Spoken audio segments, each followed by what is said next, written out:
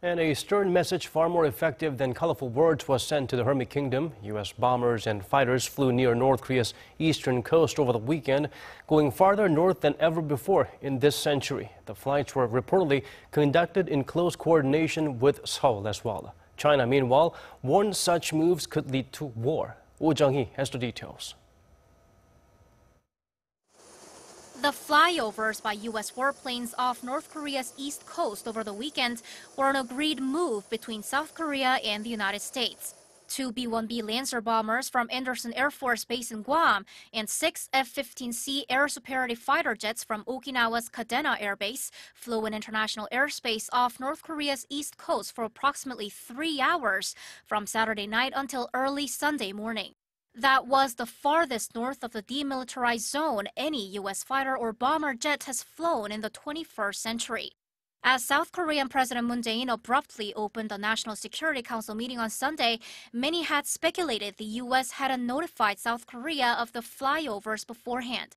But Seoul's presidential office says the flyovers were reported in real time to President Moon Jae-in, who was then in New York for the UN General Assembly.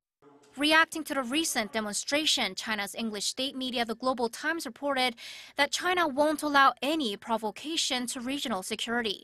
The agency reported that the possibility of Washington taking extreme measures against Pyongyang is rising and that China has to be ready for a possible war. Tensions are rising on the Korean Peninsula with recent flyovers as well as an exchange of tough rhetoric between the leaders of the U.S. and North Korea. But experts here believe this may not be all. We have to focus on the fact that the format of the United States armed protest has completely changed. Bombers flew towards the north, and jets for assistance like rescue planes also joined the flyovers. This means the U.S. assumed a military attack against North Korea and aimed to show that it can come up with even stronger military demonstrations depending on Pyongyang's future provocations. Speculation is rising in regards to what the U.S. will show next, especially with the South Korea-U.S. joint exercise coming up next month.